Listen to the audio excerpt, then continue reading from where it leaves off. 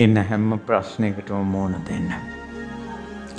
මහා ගල් පර්වතයේ සමාධි ප්‍රතිමාව නිර්මාණය කරනකොට කොච්චර කුළු ගෙඩි පාරවල් මිටි පාරවල් වදිනවද ඒ ගලට. ඒ හැම පාරකටම ගල ඔරොත්තු දුන්නොත් සමාධි පිළිමයක් නිර්මාණය වෙනවා.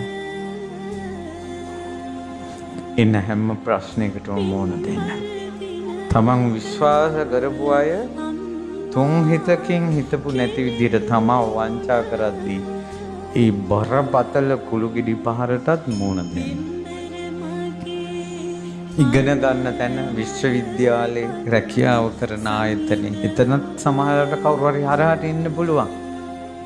ඒ කුළු ගෙඩි පහරටත් බැඳපු මනුස්සයා හිතපු නැති චරිතයක් වෙලා බැඳපු බිරිඳ හිතපු නැති චරිතයක් වෙලා ඒ කුළු ගෙඩි පහරටත් ඔරොත්තු දෙනවා.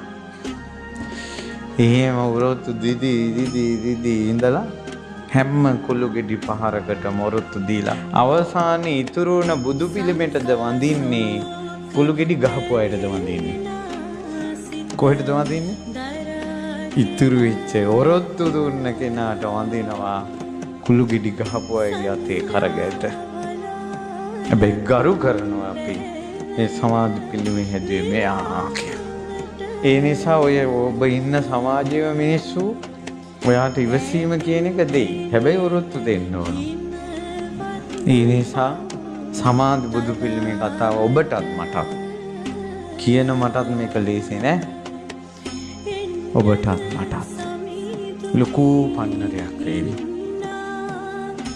ඒ නිසා මේ ජීවිතේ ප්‍රශ්නවලට කරදරවලට ඔරොත්තු දෙමු.